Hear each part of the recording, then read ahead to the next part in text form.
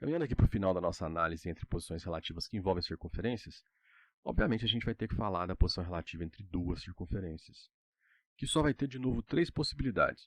Ou elas são secantes entre si, ou seja, tem dois pontos em comum, ou elas são tangentes entre si, tem um ponto em comum apenas, tá? E aí pode ser tanto externamente tangente quanto internamente tangente, tá bom? Ou elas são disjuntas. O que isso quer dizer? Elas não têm nenhum ponto em comum, tá?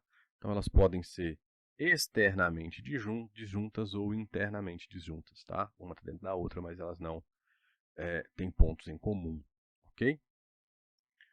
Existe uma forma de você investigar isso usando a distância entre os centros da circunferência, tá?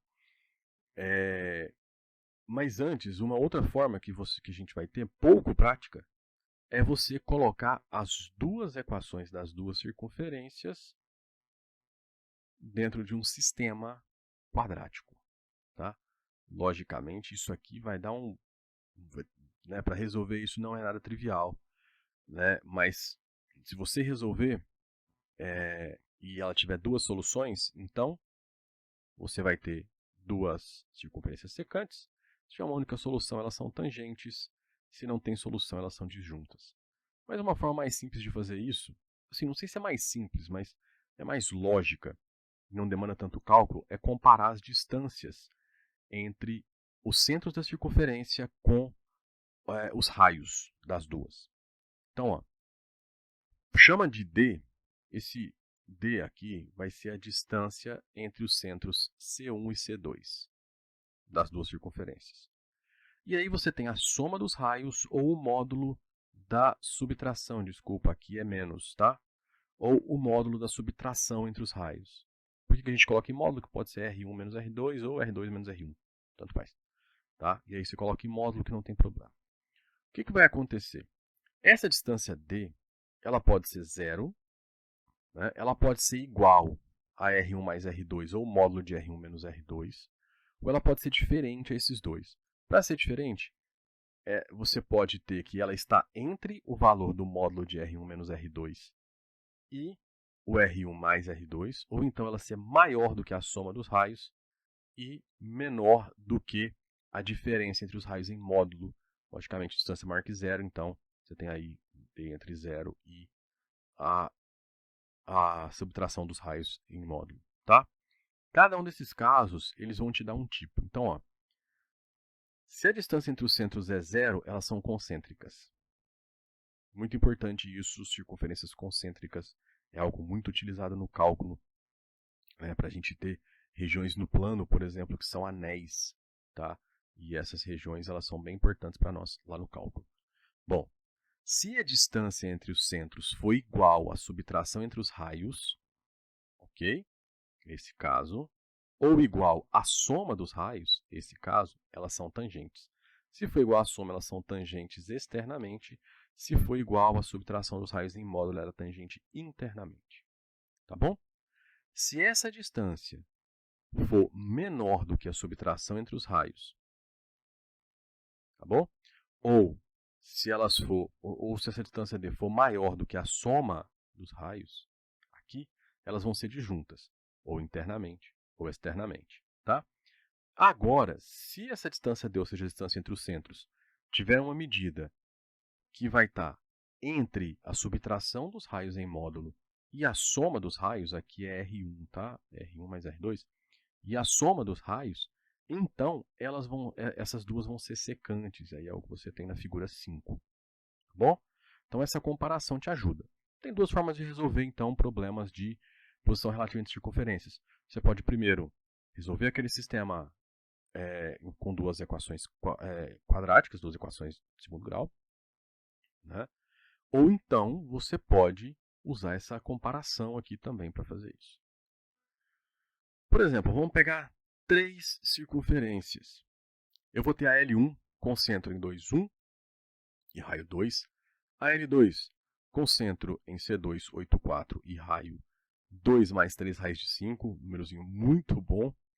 E a L3 com centro no ponto 6, 3 e raio igual a 3. Tá?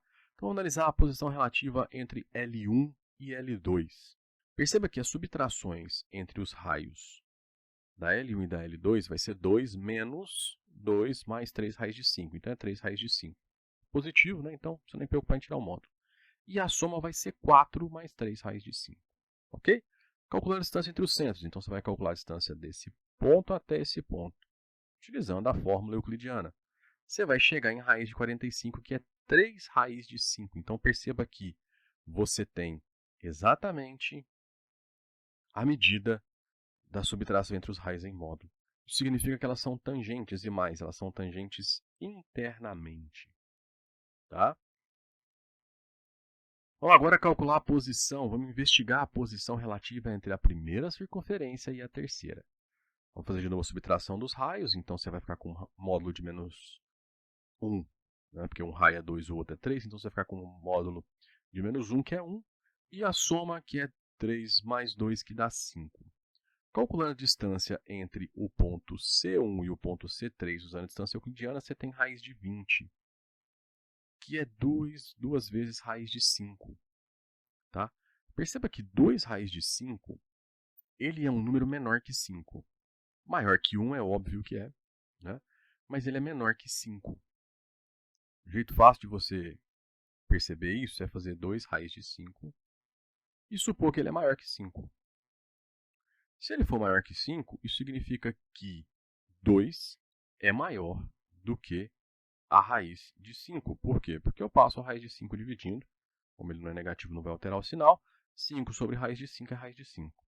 Ora, mas o 2, ele é igual à raiz de 4. Então, você está falando para mim que a raiz de 4 é maior que a raiz de 5. Se isso for verdade, eu elevo ao quadrado e fico com 4 maior do que 5. Isso é um absurdo. Se essa afirmativa é um absurdo, logo, a verdade... A gente pode ter um pouco maior igual aqui, para não ter... Vamos ser um pouquinho preciosista, né? A análise é a mesma. Então, isso aqui significa que, na verdade, 2 raiz de 5 é menor do que 5 e, obviamente, maior que 1. Então, a distância entre os meus centros está entre a subtração dos raios e a soma dos raios. Logo, essas duas circunferências são secantes. Tá? Vamos, por fim, analisar a posição entre L2 e L3. E aí eu faço a subtração entre os raios. Tá? Eu vou fazer 2 mais 3 raiz de 5 menos 3. Né? Então, a gente vai ficar aí com 3 raiz de 5 menos 1. Tá? E somou os dois, você vai com 5 mais 3 raiz de 5. Calcula a distância agora entre o C2 e o C3, usando a distância euclidiana, você vai encontrar a raiz de 5. Tá? Perceba que o raiz de 5 ele é menor do que essa soma, óbvio, né? E só aqui já tem um 5. Okay? Ele é 5 mais alguma coisa, então é menor. Mas observe que ele também é menor do que esse número aqui. Ó. Tá? Por quê? Vamos fazer a mesma análise que a gente fez antes? Se raiz de 5 for maior do que 3 raiz de 5 menos 1, acredito que se aqui fosse mais 1 não teria dúvidas, né? Porque você teria 3 vezes a raiz de 5 mais 1 ainda. Mas o menos 1 pode aí te dar alguma dúvida. Tá?